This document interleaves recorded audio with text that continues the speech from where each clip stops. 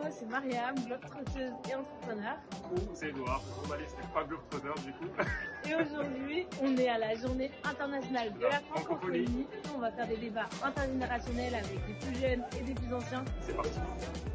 C'est un lieu de fraternisation, de rencontre, d'échange. Puis c'était l'occasion aussi de venir dans cette salle qui s'appelle la salle Senghor pour remercier Léopold Sédar Senghor qui était un serein. Et Léopold Sédar Senghor, moi je suis de la génération à qui il a donné la chance de lire leur avenir ailleurs que sur les lignes de leurs mains. Parce que Senghor croyait à l'éducation. On peut dire beaucoup de choses de notre rapport à la langue française, à la France, etc. Il y a beaucoup à en dire. Mais il n'en reste pas moins que cette langue qu'on s'est appropriée, qui est la nôtre maintenant, puisque c'est celle qu'on parle. Donc oui, pour moi, c'était important d'être là et de participer au débat dans un monde qui bouge, qui connaît des mutations technologiques. De quelle éducation est-ce qu'on a besoin pour être des citoyens éclairés, responsables? Et je crois qu'il y a beaucoup de choses à en dire.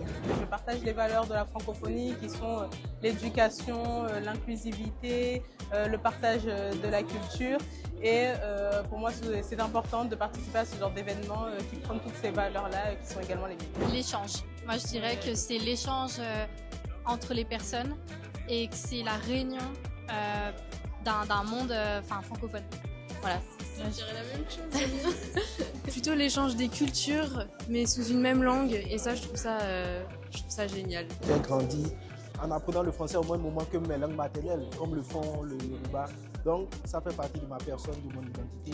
Donc, organiser des séances comme celle-ci pour pouvoir discuter des problèmes qui sont liés à cette langue est vraiment fondamental. J'ai rencontré mes frères de tous les continents, c'est ça la francophonie. La francophonie, c'est de faire avec les autres. Dire que la francophonie, c'est la France, c'est pas le cas. Vous voyez, moi, je suis camerounais, mais je participe à un tel événement avec la secrétaire générale de l'OIF. Finalement, c'est la francophonie, le vivre ensemble et la diversité culturelle.